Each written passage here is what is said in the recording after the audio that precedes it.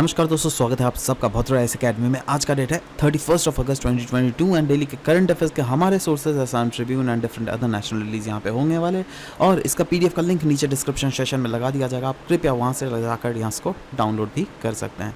चलिए यहाँ पे देख लेते हैं। सबसे पहला न्यूज़ असम ट्रिब्यून का है। सीएम हेमंत बिश्व शर्मा जी के द्वारा बोला गया है दैट इंडिया के 5 कैपिटल्स होने चाहिए। What could have be the possible reason behind it. सबसे पहले तो इन्होंने बोला देखो, इंडिया को अगर देखोगे 5 जोन्स पे जैसे डिवाइड हुआ है ना, north India, south India, east India, waste India और नॉर्थ ईस्ट इंडिया। सो वैसे ही हर कैपिटल में हर 2-2.5 महीने तक के लिए एक एक कैपिटल घोषित करना चाहिए। एक नॉर्थ जोन में हो जाना चाहिए जैसे दिल्ली है ना, वैसे ही वेस्ट जोन में आपका मुंबई या फिर कोई दूसरा कैपिटल, राइट। ईस्टर्न जोन में कलकत्ता ले लो या फिर कुछ भी ले लो, राइट। वेस्टर्न जोन में वैसे ही मतलब अलग अलग, और नॉर्थ ईस्ट जोन में जैसे गुवाहाटी, राइट। तो इससे क्या होगा ना दैट अलग, जैसे अभी अगर डेवलपमेंट देखोगे ना, मेन जो डेवलपमेंट हो रहा है सारा डेवलपमेंट इधर ही जा रहा है दिल्ली की तरफ। हर मेजर डेवलपमेंट जो है ना पूरा फुल इंडिया से दिल्ली की तरफ ही पूरा आ रहा है डेवलपमेंट। तो अब अगर इस टाइप से 5 जोन्स बटे हुए रहेंगे और 5 जोन्स में अगर 5 कैपिटल को घोषित कर दिया जाएगा ना, तो हर 5 जोन्स का प्रॉपर तरीके से डेवलपमेंट होगा। और इसी के तहत हम ये भी बोल सकते हैं दैट ये डेवलपमेंटल पार्ट जो है 3R को फॉलो करेगा। दैट इज, एक तो रिस्पेक्ट है ना, कोई भी रीजनल एस्पिरेशंस के रिस्पेक्ट करना, राइट।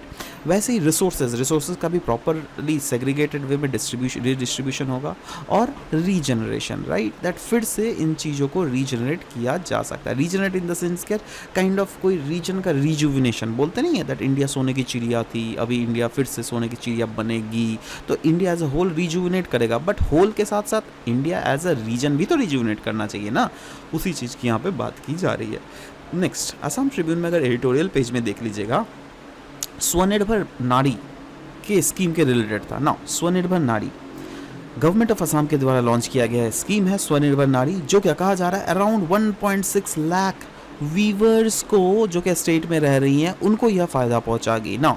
बोला जा रहा है सरकार government will directly procure their products from these viewers.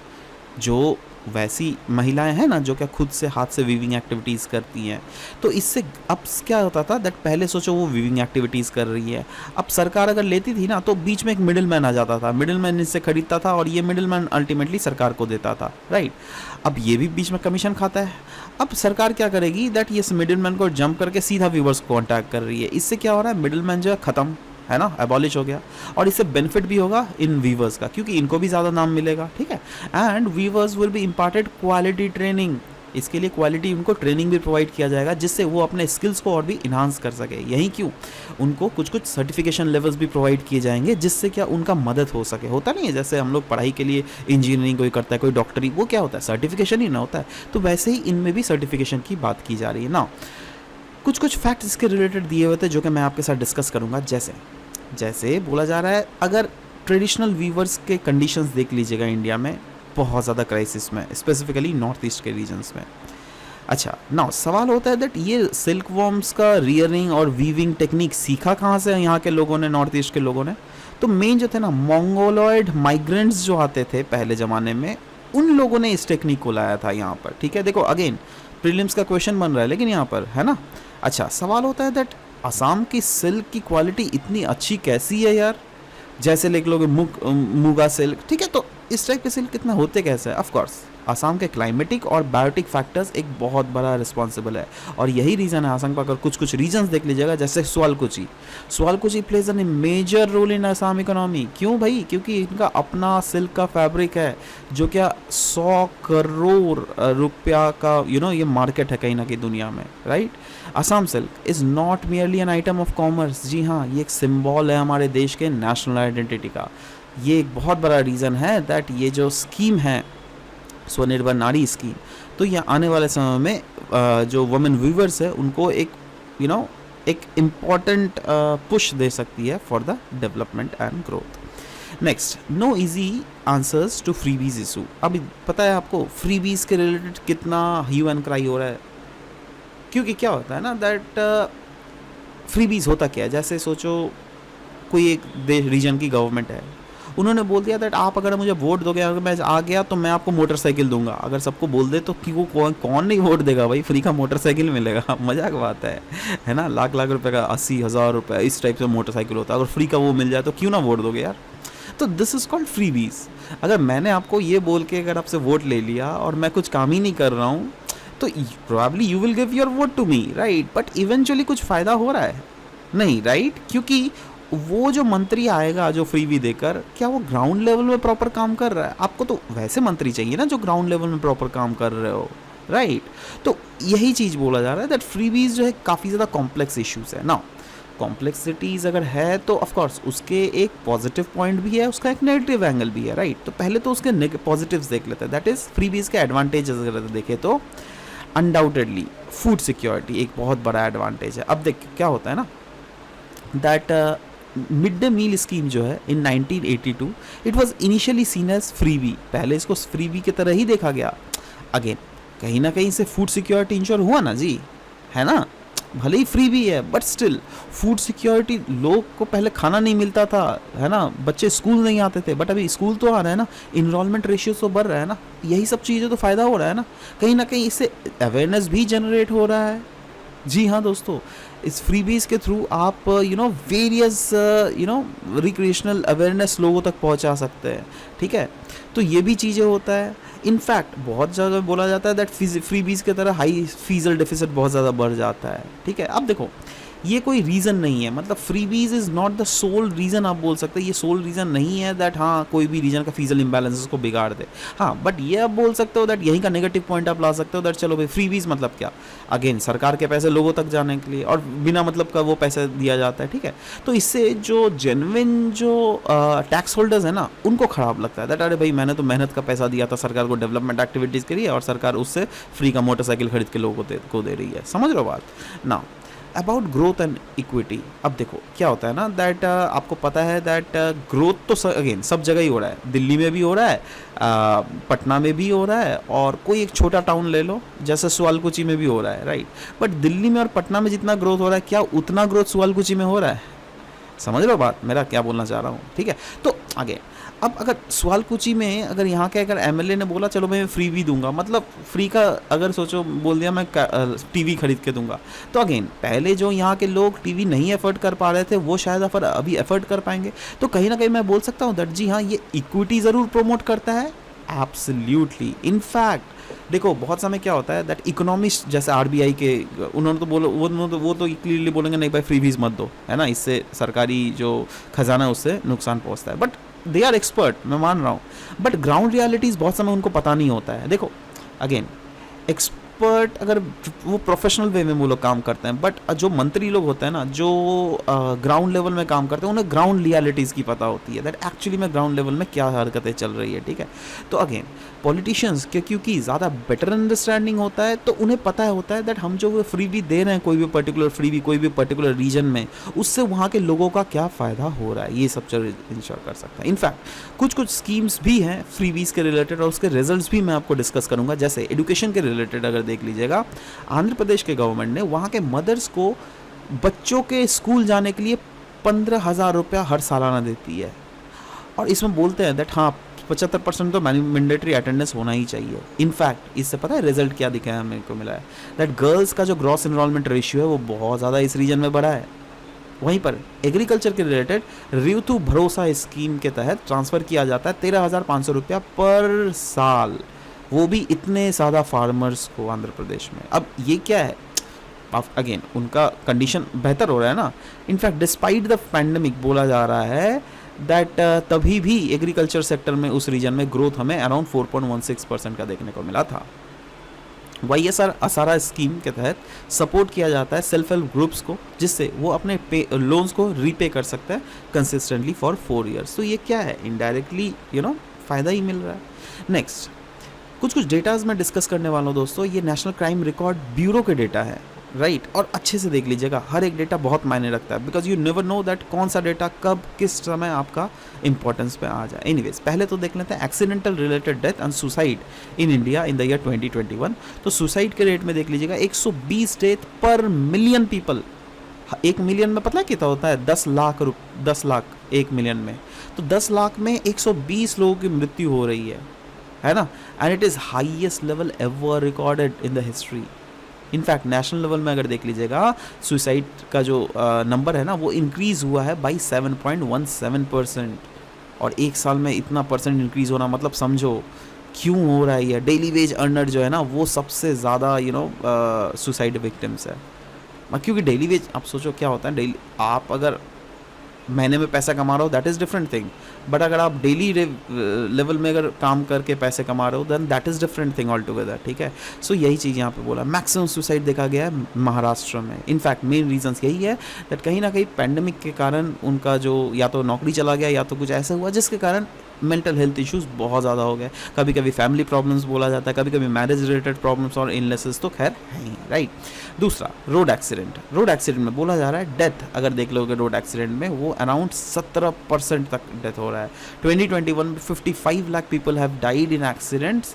और ये देखो 2020 में अगर इसका डेटा देख लोगे 21.33 था। देख रहे हो कितना ज़्यादा इंक्रीज़ हुआ, दुगुना से भी ज़्यादा, right.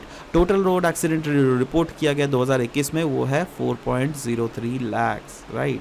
And maximum number of cases जो है ना वो रिपोर्ट किए गए थे तमिलनाडु। रीजंस क्या है, ऑफ कोर्स गाड़ी को बहुत ज़्यादा स्पीड कर लेते हैं, केयरलेस ड्राइविंग, मतलब प्रॉपर्ली जो रूल्स है उसको रूल्स को फॉलो नहीं करना। क्राइम अगेंस्ट अगर वुमेन देखोगे एनसीआरबी के रिपोर्ट के आधार पर clearly national crime record bureau के थ्रू बोला जाता है दैट जो वुमेन के अगेंस्ट जो क्राइम होता है ना वो इंक्रीज़ हुआ है। 2020 में अगर देख लोगे इट वॉज 56.5%, बट 2021 में देखो इंक्रीज होके 64.5%। कैटेगरीज ऑफ क्राइम क्या है भाई, 31.8% जो है ये क्रूअल्टी ऑफ हस्बैंड या फिर ऑफकोर्स होता है ना ससुराल में जो क्रूरता के कारण ही होता है ये सब चीज़ें, ठीक है। 20.8% is assault on women with intent to outrage her modesty. 17.6% kidnapping और एब्डक्शन के केसेस और 7.4% रेप के केसेस। इनफैक्ट रिपोर्ट प्लेस करता है उत्तर प्रदेश को on the top in terms of actual number of case जो कि एक्चुअल में रजिस्टर हो गया। वहीं पर नागालैंड में जो है lowest number of crimes against women register किया अभी तक 5-3 साल में। तो ये सब कुछ डेटा है जो कि आपको देखना है। नेशनल क्राइम रिकॉर्ड ब्यूरो के रिलेटेड अगर देख लीजिएगा 1986 में इसको सेटअप किया गया था on the basis of recommendation of कौन सा कमेटी, टंडन कमेटी, ठीक है। इनफैक्ट ये एक्ट करता है under the ministry of home affairs और फंक्शन करता है as a repository of information on crimes and criminals, है ना। National crime record bureau looks after CCTNS, that is crime and criminal tracking network and system, और central fingerprint bureau. In fact ये release करता है reports that is crime in India, prison statistics in India and accidental deaths and suicides in India के related. Next, patriarchal mindset in the legal system. In fact ये बहुत बड़ा issue है जो कि जुडिशरी में हमें देखने को मिलता है। जुडिशरी में पैट्रियार्की बहुत ज़्यादा डोमिनेंट है। इनफैक्ट रीसेंट इंसिडेंट अगर देख लीजिएगा, केरला के एक सेशन कोर्ट ने ग्रांट किया था anticipatory bail to the author और सोशल एक्टिविस्ट जिनके खिलाफ एलिगेशंस लगे हुए थे अगेंस्ट सेक्सुअल हरासमेंट। एंड यही जो बहुत बड़ा इशू रेज कर दिया गया कि क्या लीगल सिस्टम में भी हमें पैट्रियार्की देखने को मिल रहा है, ये क्या फेस हो गया है। तो anyways issues faced by women in judiciary क्या क्या है। सबसे पहला तो है वुमेन एम्प्लॉयज़ जो है क्रिमिनल जस्टिस सिस्टम में वो बहुत कम है, और जो भी होती भी है ना तो वो बहुत समय देखा जाता है दैट वो डिस्क्रिमिनेशन फेस करती है। लो रिप्रेजेंटेशन इन जुडिशरी कहा जाता है। Justice Indira Banerjee the senior most women जजेस इन सुप्रीम कोर्ट, तो उन्होंने बोला था देखो अभी तक का टॉप कोर्ट में जो है सिर्फ और सिर्फ 11 वुमेन जजेस ही हमें देखने को मिला है। नाउ सवाल होता है there is need for sensitization regarding raising awareness. बोला जा रहा है दैट कहीं ना कहीं हमें वुमेन्स को ज़्यादा इंक्लूड करना पड़ेगा। इंक्लूड अगर वो होंगी तो ही उनमें सेंसिटाइजेशन फैलेगा, ठीक है। क्योंकि अल्टीमेटली देखो अगर इसका रिलेटेड अगर ड्रेस कोड भी ले लो तो it should be on their own will. It shouldn't be that we should be deciding their own, right? So that is the thing. प्रधानमंत्री जनधन योजना के रिलेटेड न्यूज़ था। प्रधानमंत्री जनधन योजना एक सेंट्रल सेक्टर स्कीम है अंडर मिनिस्ट्री ऑफ फाइनेंस। इसने 8 साल कंप्लीट किया, इसीलिए ये न्यूज़ में था। अचीवमेंट की अगर बात करें प्रधानमंत्री जनधन योजना, नाम तो पता ही है प्रधानमंत्री जनधन योजना मतलब हर लोगों का जनधन खाता खुला हुआ था जिससे लोग जो क्या पहले फाइनेंशियली इंक्लूड नहीं हुए थे वो भी इंक्लूड हुए। तो इससे जो है इंक्रीज़ हुआ financial inclusion by around 46 crore people को इंक्लूड हुए इसमें।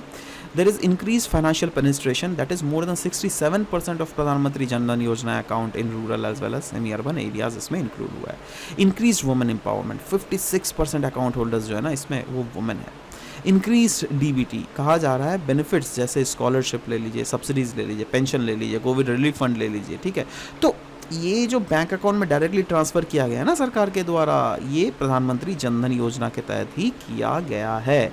इनफैक्ट प्रधानमंत्री जन धन योजना की अगर बात करें 2014 को इसको लॉन्च किया गया था। ये एक नेशनल मिशन था जिसके तहत फाइनेंशियल इंक्लूजन करना एक मेजर एम था, जिससे लोगों तक फाइनेंशियल सर्विसेज प्रोवाइड करवाया जा सके। इसका ऑब्जेक्टिव क्या था? ऑब्जेक्टिव यही था दैट फाइनेंशियल प्रोडक्ट्स और सर्विसेज अफोर्डेबल कॉस्ट में लोगों तक प्रोवाइड करवाया जा सके, टेक्नोलॉजी का इस्तेमाल कर सके at a lower cost, and that too जो रीच हो वो ज़्यादा से ज़्यादा हो। बैंकिंग द अनबैंक, दैट्स वैसे लोग जो क्या पहले बैंकिंग फैसिलिटीज़ जिनके पास अवेलेबल नहीं थी उनके पास भी, जिससे बैंकिंग फैसिलिटीज़ आ जाए, ये सब कुछ एम था, right. Securing the unsecured, now बोला जा रहा है डेबिट कार्ड्स भी जो है इसमें प्रोवाइड किए गए, राइट। फ्री एक्सीडेंटल कवरेज इसमें प्रोवाइड किया गया। फंडिंग द अनफंडेड माइक्रो या फिर इंश्योरेंस या फिर माइक्रो इंश्योरेंस या फिर क्रेडिट ओवरड्राफ्ट कंजम्पशन, ये सब कुछ एक्टिविटी मतलब ये थे फीचर्स है जो कि इसमें दिए गए थे, जिससे हर एक लोगों को फाइनेंशियल इंक्लूजन का फ़ायदा हो सके। Next is United Nations high seas treaty. Now आपको पता चल रहा है दोस्तों एक निगोशिएशन चल रहा था, हम लोगों ने पहले भी डिस्कस किया था regarding United Nations treaty for protecting seas, तो वो अभी फेल हो गया है। इसको हम लोग BBNJ कहा जाता था, बायोडाइवर्सिटी बियॉन्ड नेचुरल ज्यूरिडिक्शन, है ना, या फिर इसको हम लोग पेरिस एग्रीमेंट ऑन ओशियंस भी कहते थे। नाउ ये अंडर डिस्कशन था फॉर सेवरल ईयर्स। कहा जा रहा है दैट ये ट्रीटी जो था it concerns the ocean existing beyond the exclusive economic zone, that is 200 nautical miles के बाहर वाला जो जोन है, ये वाले जोन की बात कर रहा हूँ, लोगों को दिखा रहा हूँ मैं। देखो ये वाला क्या हुआ, एक जो बेस लाइन है ना, हम लोगों ने क्या पढ़ा है क्लासेस में, बेस लाइन से जो 12 नॉटिकल माइल्स होता है वो टेरिटोरियल सी का होता है ना, और जो 24 नॉटिकल माइल्स होता है वो कॉन्टिगुअस जोन का होता है, जो 200 नॉटिकल माइल्स होता है वो एक एक्सक्लूसिव इकोनॉमिक जोन का, और ये 200 से जो बाहर वाला रीजन है ना ये हाई सीज है। अब इसी में अभी से पहले जो था कोई कानून नहीं बना हुआ था, राइट। अब वही चीज़ यहाँ पर भी बोला गया है दैट ट्रीटी जो है, अभी जो ट्रीटी जो निगोशिएट कर रहे थे हम लोग, जो क्या फेल हो गया है, that was being negotiated under UNCLOS of 1982, जो क्या गवर्न करता है right of countries regarding the marine resources. Now need क्या क्या है, currently there is no treaty for conserving the health of vast swathe of earth's ocean. United nations resolution in 2017 ने decide किया था to rectify this while setting 2022 as a deadline. Now क्योंकि no law has resulted in over exploitation of the high seas by the countries, तो इसीलिए यहाँ पर अभी चीज़ ये बोला जा रहा है। बट एनीवेज अभी तक आपको यही ध्यान रखना, अभी तक कोई ऐसा कानून नहीं था, एंड अभी भी जो निगोशिएशंस चल रहे थे that has failed, right. Next, registry to check banking frauds. RBI ने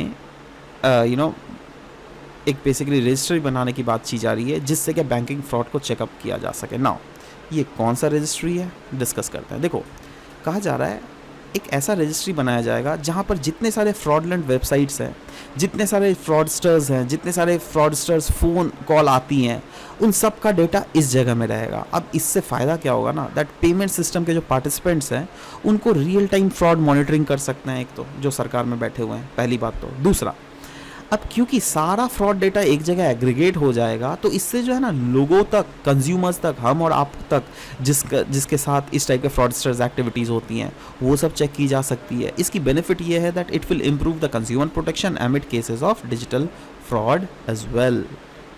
वन नेशन वन ओम्बड्समैन के बारे में भी हम लोग देख लेते हैं। इसको लॉन्च किया गया था 2021 में। ये एक integrated consumer grievance redressal mechanism था जिसके तहत अगर कोई भी इंसान अगर चाहे तो अपने बैंकिंग सर्विसेज के रिलेटेड, NBFCs के सर्विसेज के रिलेटेड या फिर डिजिटल पेमेंट सिस्टम के रिलेटेड अगर कोई भी ग्रीवांसेस है तो उसको रिड्रेस कर सकता है। इसका और भी एम है जैसे to make alternate dispute redressal mechanism simpler and more responsive. इसके under 18 lakh complaints were received during the year 2021 and 22 and as many as बोला जा रहा है 98% के आसपास केसेस जो है ना उसको क्लियर भी किया गया था one nation one ombudsman scheme के अंडर, ठीक है। तो याद ज़रूर रखिएगा इसको। नेक्स्ट, 5G नेटवर्क इंफ्रास्ट्रक्चर के रिलेटेड बोला जा रहा है।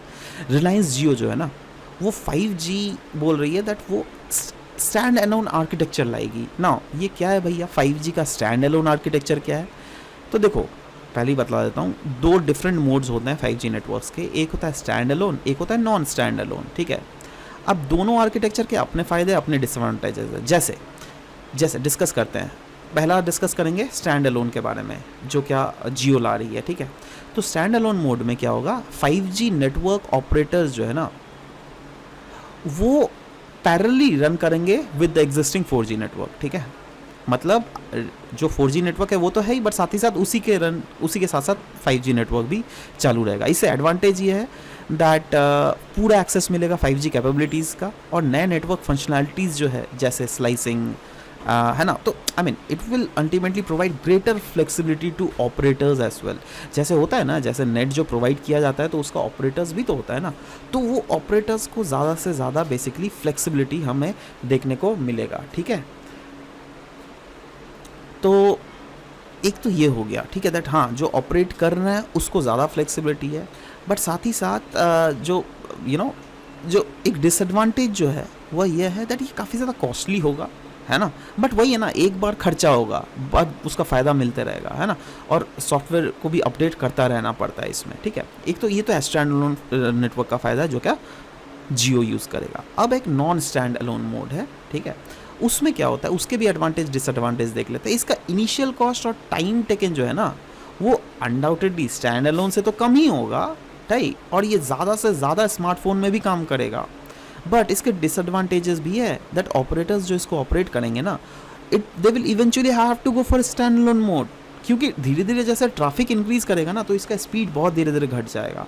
अब देख रहे हो जियो कितना बड़ा वाला गेम खेल रहा है ना, इसलिए अभी आपको शायद सुना होगा जियो कुछ ही दिनों में एक अपना स्मार्टफोन भी लॉन्च करेगा। तो जैसे यहाँ पे लिखा हुआ है ना that it can work on most of the smartphone, वैसे लेकिन स्टैंड अलोन वाला मोस्ट स्मार्टफोन में काम नहीं करेगा। तो वो जियो का अगर अपना फ़ोन रहेगा तो you have to purchase that Jio वाला फ़ोन एज वेल।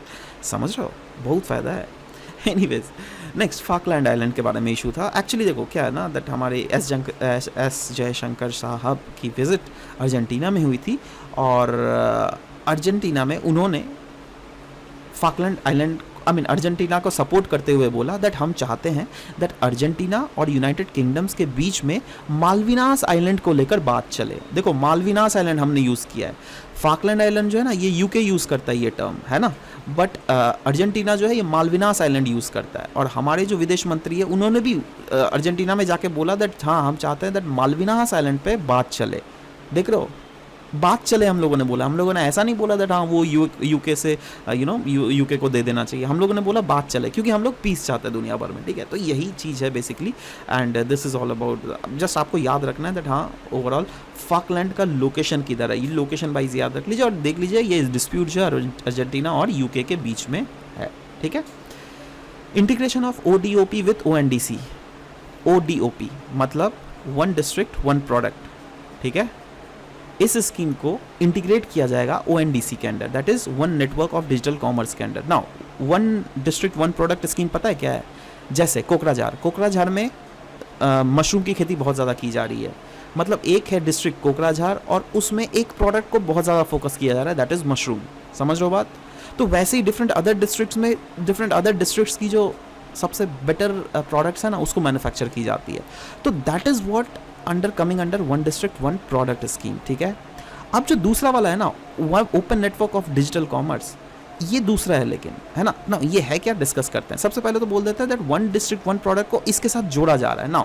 हम लोग देखेंगे ONDC that is open network for digital commerce है क्या। देखो ये काइंड ऑफ जैसे अभी देख लोगे आप अमेजॉन काम करता है, क्या है, अमेजॉन का एक मालिक है जेफ बेजोस, है ना, मतलब आप जो भी काम करोगे ये सारे रेगुलेट ये बंदा करेगा, ठीक है। अब open network for digital commerce, इसमें भी एक प्लेटफॉर्म ही बनाया जाएगा जो कि सरकार के द्वारा बनाया जाएगा। इसमें कोई भी अपने प्रोडक्ट को बेच सकता है ना। स्पेसिफिकली MSMEs को फ़ायदा होगा इससे ज़्यादा, बहुत ज़्यादा फ़ायदा, ठीक है, क्योंकि हर एक MSMEs को अपॉर्चुनिटी नहीं मिलता है यहाँ पे अपने प्रोडक्ट्स को प्रॉपरली बेच पाने का, क्योंकि यहाँ पे क्या होता है ना बहुत ज़्यादा ऐड चलता है, उसके कारण नुकसान हो जाता है उल्टा उनको, ठीक है, प्रॉपरली उनका प्रोडक्ट बिक नहीं पाता है, उनके पास ज़्यादा पैसे नहीं होते हैं ना, मतलब जिनके पास पैसे हैं वही अपने प्रोडक्ट बेच पाएगा, ठीक है। But open network of digital commerce के अंडर ये एक फ्यूचर होगा ओपन रिटेल का, जिसमें ये जो प्लेटफॉर्म है ना ये बिल्कुल डेमोक्रेटिक प्लेटफॉर्म होगा, ठीक है। मतलब यहाँ पे buyers as well as sellers को एक कॉमन प्लेटफॉर्म मिलेगा, है ना, जिससे ई कॉमर्स पेनिट्रेशन जो इंडिया में बहुत हद तक बढ़ेगा आने वाले समय में, ऐसा बोला जा रहा है इस आर्टिकल के थ्रू। एनीवेज सो ये तो हो गया हमारे आज के आर्टिकल के डिस्कशन। अब आता है हमारे कल के एमसीक्यूज़ में। एमसीक्यूज़ में अगर देख लीजिएगा, सबसे पहला आधार के रिलेटेड एमसीक्यू था, तो दोनों के दोनों स्टेटमेंट यहाँ पे बिल्कुल ही गलत थे, नीदर वन नीदर टू, क्योंकि Aadhaar card can be use as a proof of citizen. No no no no, ये रॉन्ग था। Once issued Aadhaar card can not be deactivated. अरे ऐसा थोड़ा ना, बिल्कुल डीएक्टिवेट किया जा सकता है इसको, ठीक है। So again D is the correct answer. Next is ozone layer जो है ये स्ट्रेटोस्फेयर का है, तो ऑफकोर्स अगर सीक्वेंस देख लीजिएगा D and B is the correct sequence, जहाँ पे ऑलमोस्ट सब लोगों ने बिल्कुल सही आंसर दिया। Very good. Earth, sir, I want to join. Don't worry, bro. If you at all want to join, then you can directly call on to these numbers for any further information regarding the admissions. Now, I want you all guys to write this answer in the comment section below. Pehla statement. Consider the following statement. Currently, there are 2 treaties for conserving the health of high seas. Dusra, exclusive economic zone extend up to 200 nautical miles. Which of the statement given above is all correct? One only, two only, both one and two, neither one nor two. Next question. Recently, Falkland Islands were in news. It is located at Indian Ocean, Mediterranean Sea, Atlantic Ocean या फिर Pacific Ocean. So you need to write the answers in the comment section below. We'll be meeting in next session. Till then, bye bye, take care, and thank you for listening to the whole video. Thank you very much, guys.